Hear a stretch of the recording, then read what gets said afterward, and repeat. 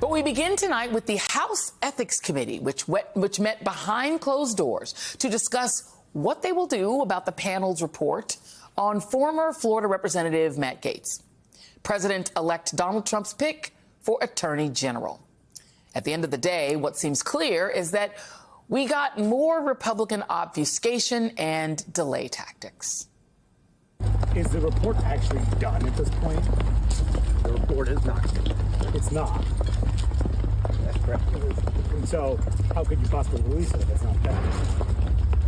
That is something that we will be talking about today. And that's another reason I have some reservations about releasing any unfinished work. Yes, Republicans use that excuse as a premise to delay a decision on releasing the ethics report. While the committee was deliberating, Gaetz was working Capitol Hill to secure the votes for his confirmation. It was a multi-pronged attack from MAGA world. Vice President-elect J.D. Vance, who was working to secure the votes from his soon-to-be former Senate colleagues, and President-elect Trump was working the phones and twisting arms. Co-president Elon Musk has been working the public via Twitter, rousing the MAGA troll army to galvanize support for Gaetz. Yesterday, Musk tweeted that Gaetz is supremely qualified because he has a big brain and an axe to grind, which is necessary for the job, and will be our hammer of justice. A number of Republicans have expressed concerns about Gaetz' nomination, including Fox host, former congressman, and former federal prosecutor Trey Gowdy. Do not use the justice system as a weapon. And the message for Republicans is don't do it on the other side either with this absurd AG pick that you just made. The justice is different. It is a combination of policy, law, and also morality. You do not use our justice system as a political weapon. Voters rejected it in November, and they're going to reject it if Republicans try to do it also. Some things rise above the den. The justice system is one of those things. Charming. These past 14 days, y'all, have felt like Trump is casting his administration like it's a reality TV show. But with this amount of effort exerted on individuals who are exceptional in their lack of qualifications, you have to openly wonder what they've promised Trump and what he promised them in return. What's implied here is a pseudo quid pro quo, where you hire individuals who have issues that can only be resolved by a powerful king, and then that king, Donald Trump, gets permanent loyalty and obedience in return, which involves destroying any impartial federal system and twisting it in his favor and that of his favored friends and corporations.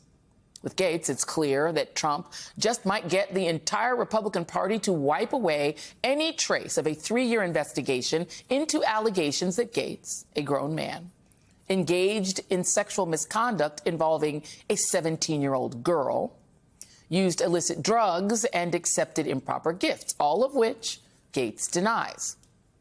What Trump gets in return is a loyal soldier with an axe to grind.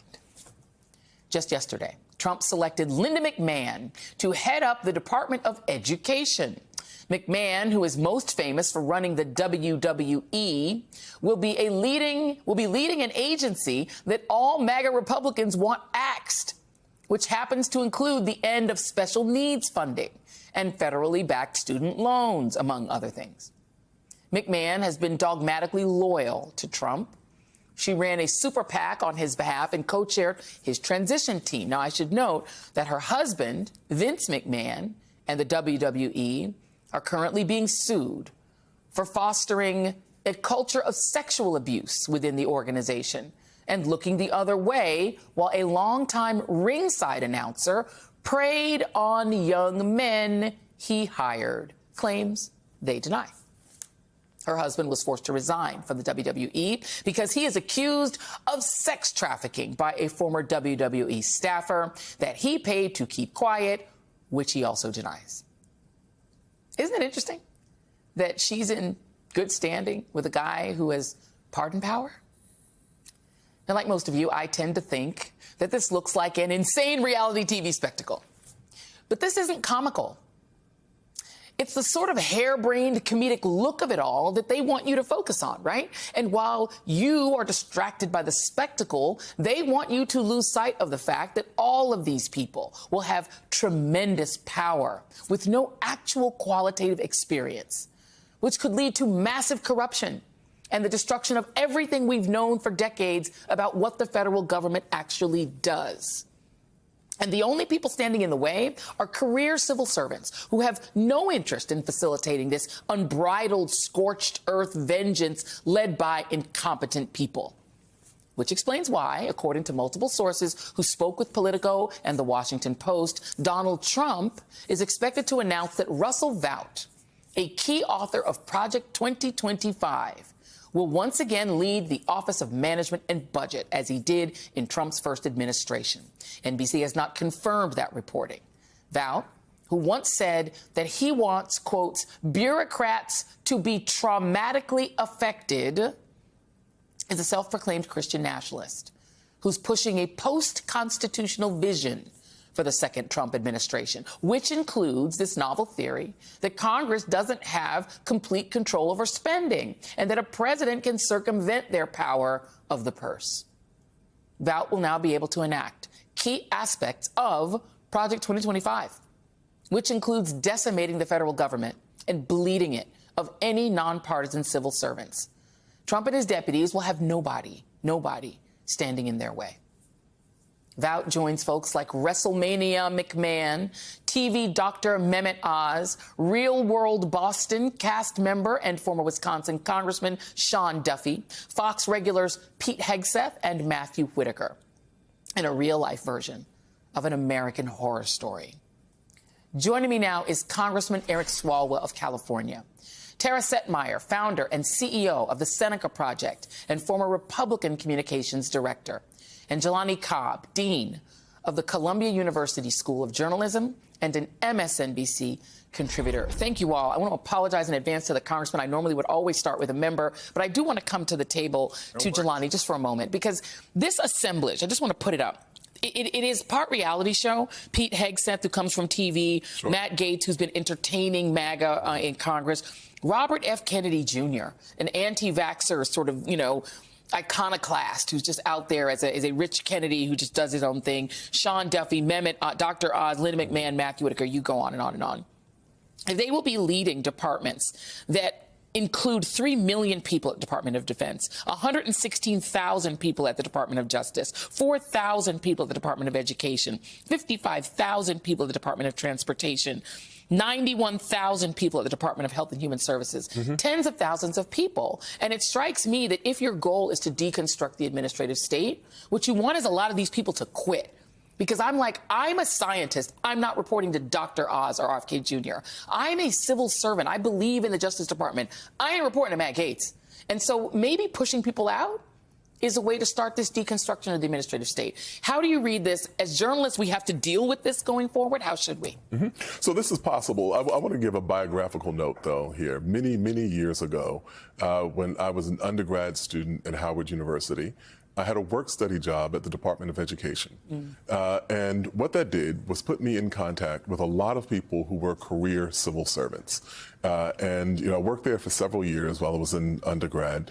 And what you get to know about that community is that they serve a very important function.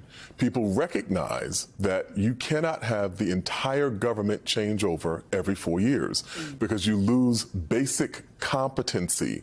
People don't know where the staplers are. They don't know how to get anything done. Yeah. And so you need a nonpartisan group of people who are aligned in interests with that particular agency or that particular bureau or whatever it is that they do. And what they do is provide a kind of transition. Whether you are a Republican, whether you are a Democrat, you're going to have a floor level of competent people who understand how to make these things operate. They generally take pride in the fact that they equally serve Democratic and Republican administrations. And so when you get rid of that, you not only, outside of the really alarming possibility of politicizing these agencies in ways that are detrimental, you also lose the basic ability for these institutions to do what they are supposed to do. And that should be the real question that people are asking about this, not simply who's in charge, not simply who is going to exit, but who people are going to then bring in to replace those people. If they bring in anyone at all, because like part of the idea is to make it not function, right? Let me just read a little bit of Elon Musk and Vivek Ramaswamy, who are going to head a made-up agency, Congressman. This doesn't not exist, and usually it's Congress that creates agencies, but they're just going to do it. Most legal edicts aren't laws enacted by Congress, but rather rules and regulations promulgated by unelected bureaucrats, tens of thousands of them each year. They are going to be unelected bureaucrats, by the way. Most government enforcement decisions and discretionary expenditures aren't made by the democratically elected president or even his political appointees, but by millions of unelected, unappointed civil servants within government agencies who view themselves as immune from firing thanks to civil service protections. Congressman, those will now be gone, and they will now be reporting to someone who in the Department of Education. Let's just start with there. They get to cut that department, right? These two unelected bureaucrats, two rich guys, two rich dudes who aren't elected are going to get to cut because Donald Trump said so. And the Department of Education will now be led by Linda McMahon. Linda McMahon once incorrectly claimed back in 2009 that she had a bachelor's degree in education on a questionnaire for a Connecticut Board of Education post. She said at the time that she mistakenly thought that she had a degree in education because she did a semester of student teaching. She'll be the boss. They cut the budget. Is that how Congress, is that how our laws and things are supposed to be made, Congressman? No, absolutely not.